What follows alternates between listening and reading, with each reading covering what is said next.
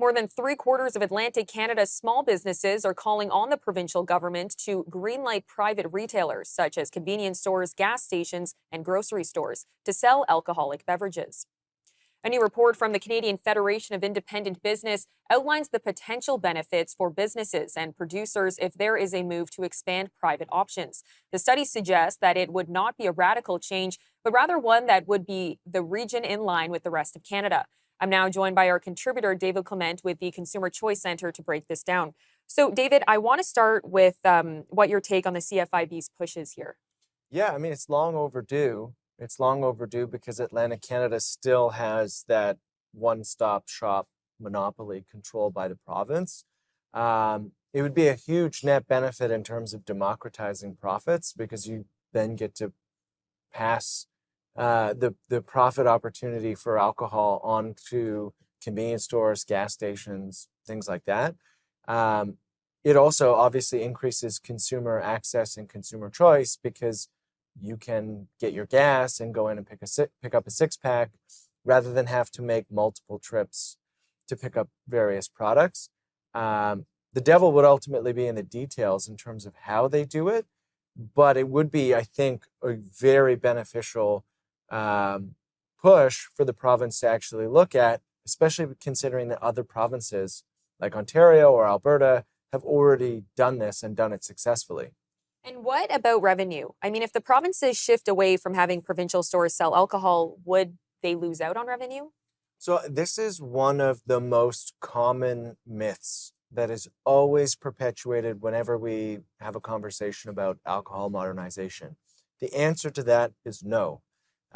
Provincial liquor control boards buy all of the alcohol and they control the wholesale markup. That is where the money is made.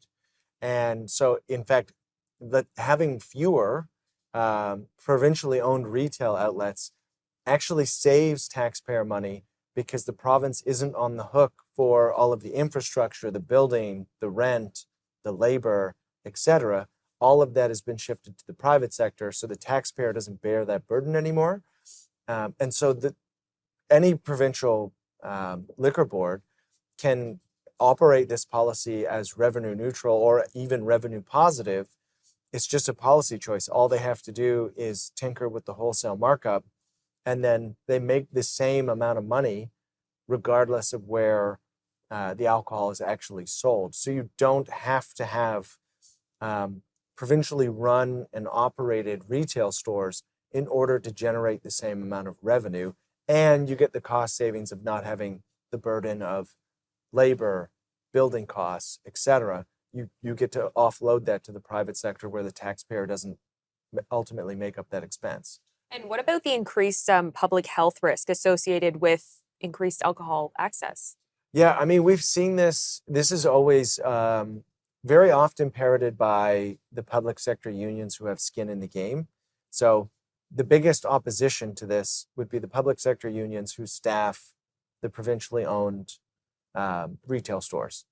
The last thing they want to see is private retail because ultimately it could put their jobs in jeopardy. That doesn't bear out, right? The increase in alcohol access in Ontario hasn't turned Ontario into the Wild West. It hasn't increased instances of impaired driving.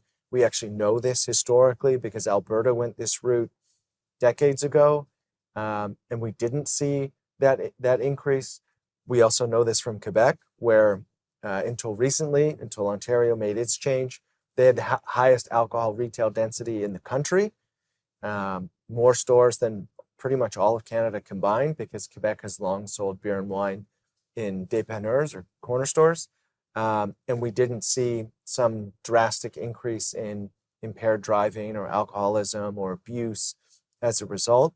All it is just increasing convenience for consumers because they just get to purchase alcohol in places where they already are.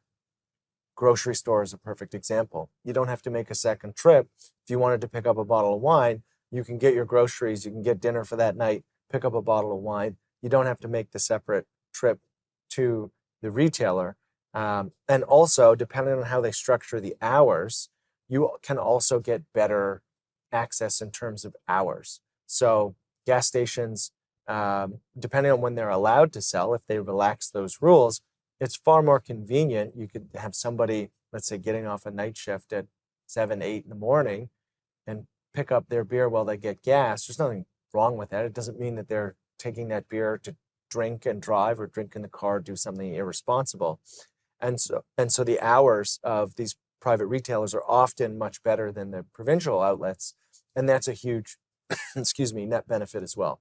Now, you use the example of someone finishing a night shift, going to the convenience store, picking up a beer, and maybe they aren't going to drink it and wait until later in the afternoon, and there's nothing wrong with that.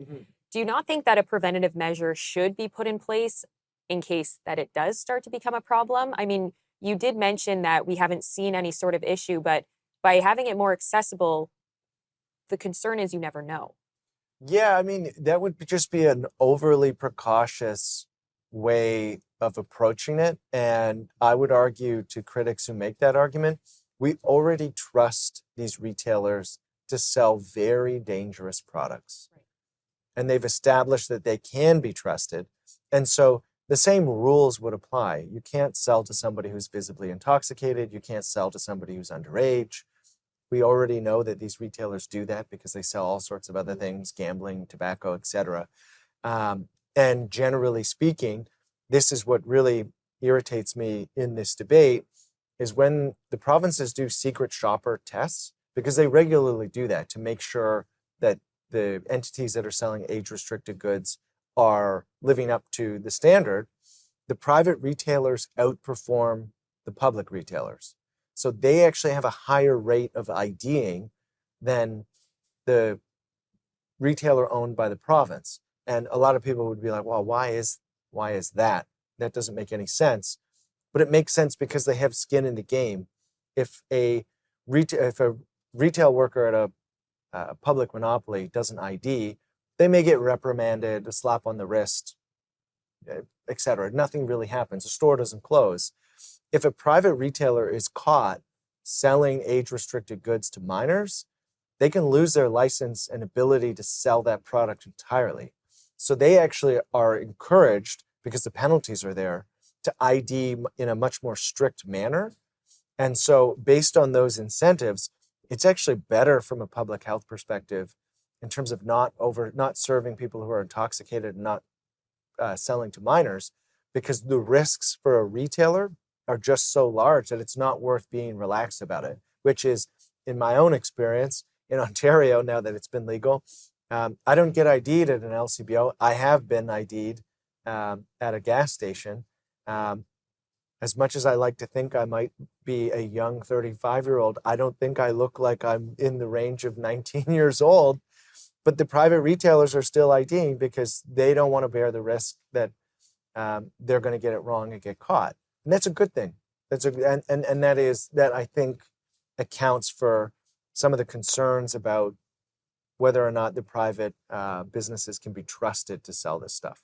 Now, we know that Ontario has led the way here. So what should be replicated from Ontario's example and what should be avoided? Yeah, so luckily for the Atlantic provinces, they didn't have the beer store. So it cost the province a lot of money to break that contract. That was a monopoly-style contract from Prohibition, essentially. So they, one, get to avoid that. That's great. Two, I think they should do what Ontario didn't and include spirits. So I think it's unrealistic and unreasonable that in instances where they have liberalized, like Ontario, you can get beer and wine and cider and ready-to-drink cocktails at a convenience store or a grocery store, but you can't buy spirits. A drink is a drink, generally speaking, and we shouldn't discriminate based on consumer preferences on where they would say, okay, well, if you're a spirits drinker, you want a Jack and Coke, you have to make that separate trip to the provincial retailer. You can't get it at a grocery store. I think that would be one way in which the Atlantic provinces could actually avoid some of the mistakes in Ontario.